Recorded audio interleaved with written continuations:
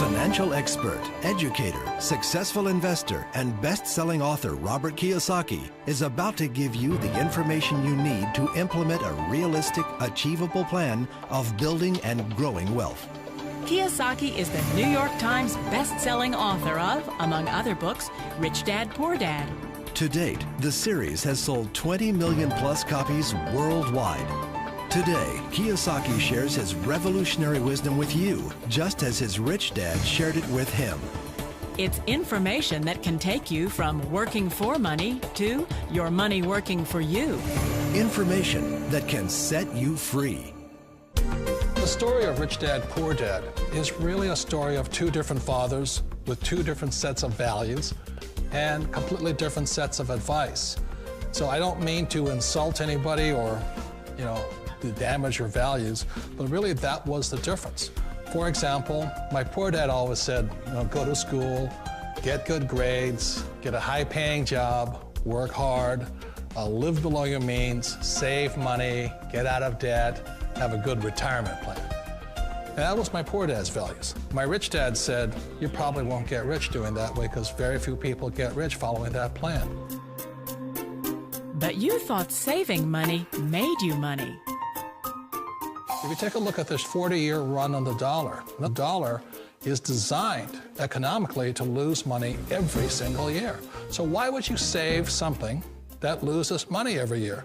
And what this means for somebody on retirement plans is that after you retire, the value of your dollar goes down and your cost of living keeps going up. To my rich dad, that was bad advice and made no sense. Again, it was different values.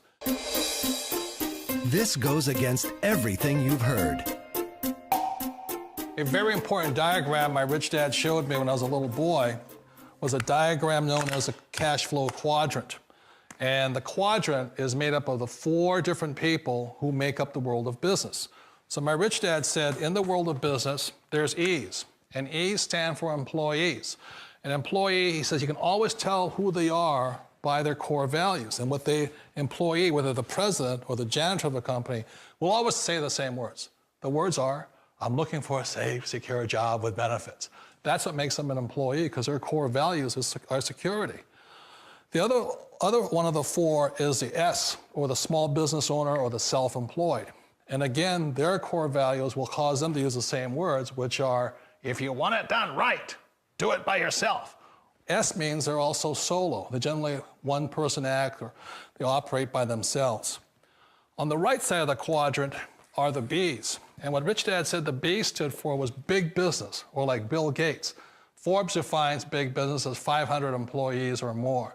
And their words are different. They say, I'm looking for a good system, a good network, and the smartest people I know to help run my business. So they're unlike the S. They don't want to run the company by themselves. They want smart people to run their companies for them. And then the 4th of the quadrant is the I, and I stands for investor. These are people who have money work hard for them. These people are people who have people work hard for them. And these are the people that work hard for the rich here. So early on in my life, it was my poor dad who always said to me, Robert, go to school and get a high-paying job.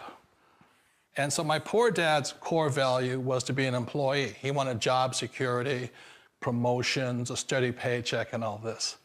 And so it was my rich dad who said to me, he says, Robert, if you really want to be rich, learn to build businesses. It made more sense to him to work hard to build a business, something you owned and something you could pass on for generation to generation to your kids.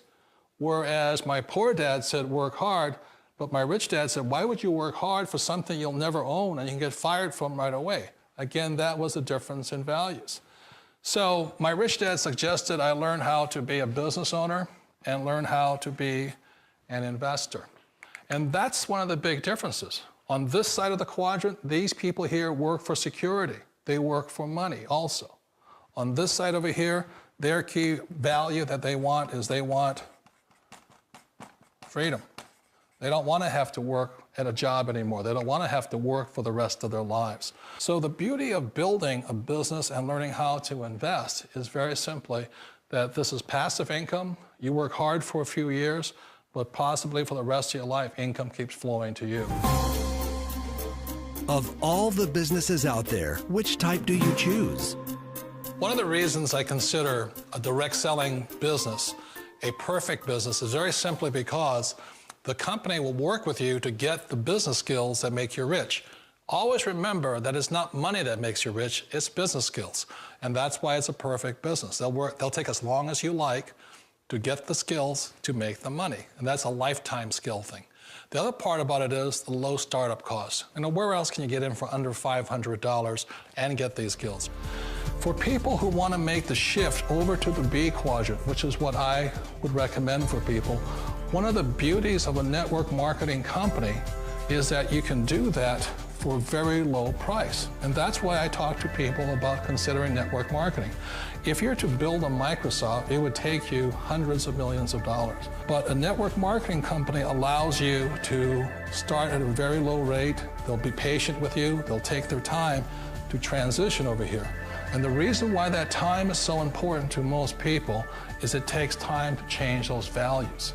And the most important thing is once you take the time, let's say it takes 1 year, 2 years, 5 years, whatever time it takes, once you see the value or the core values of this side and this side, you're unstoppable.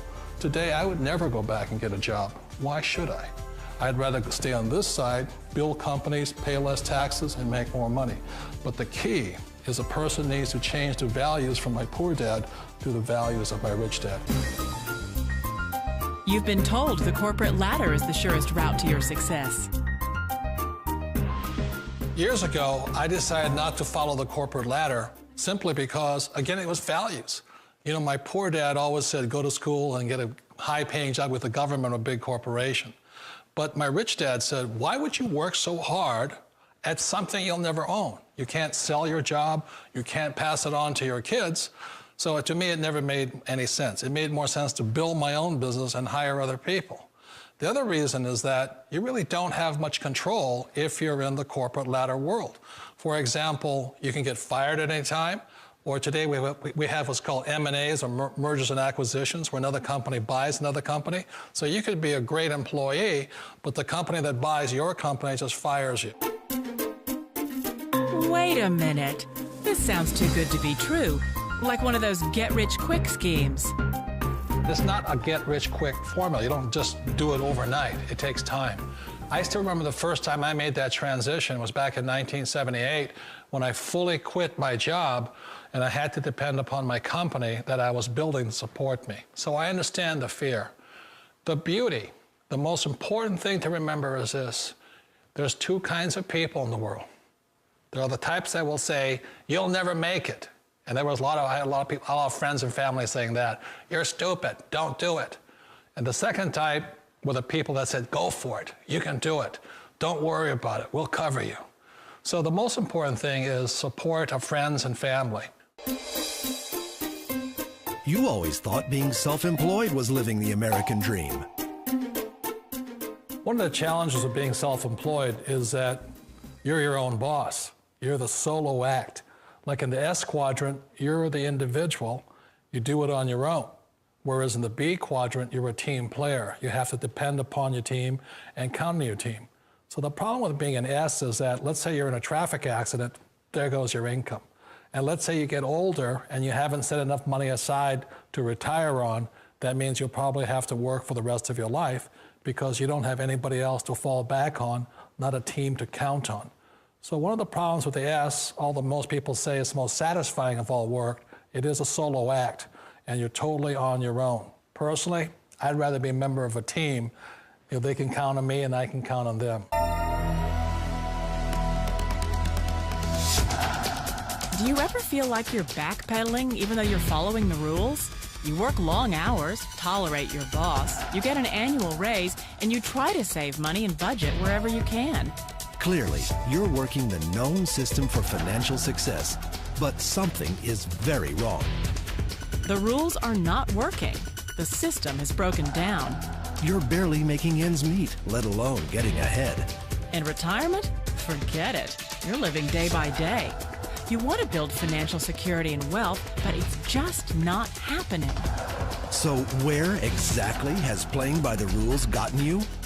If you can change your outlook, change some of your values, and change your rules, you'll find there's a whole other set of rules out there that are more conducive for people who want to be rich.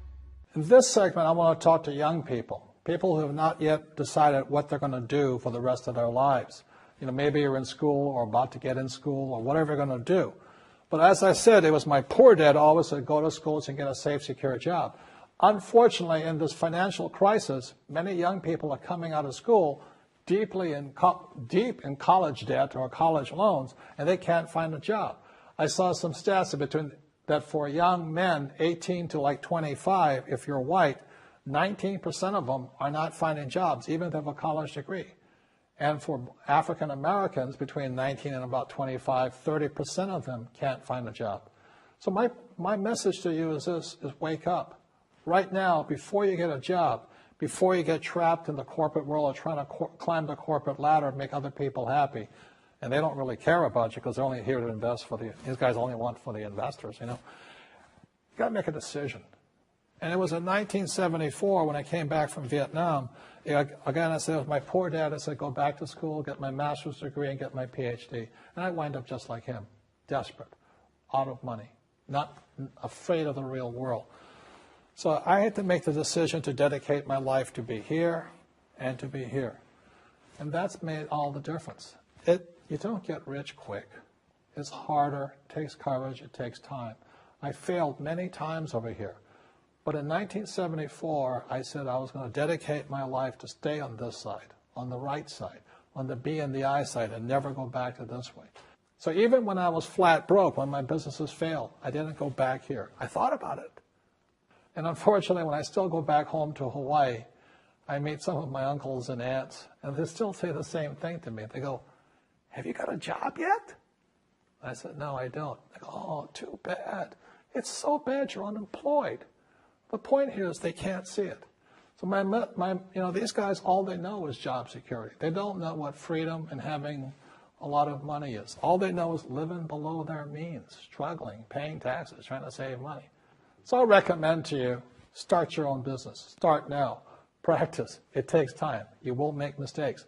But it's one of the best experiences because if you're successful and you persevere and you're determined, you will find a freedom and an abundance of wealth these people will never know. For more information, contact the person who gave you this video.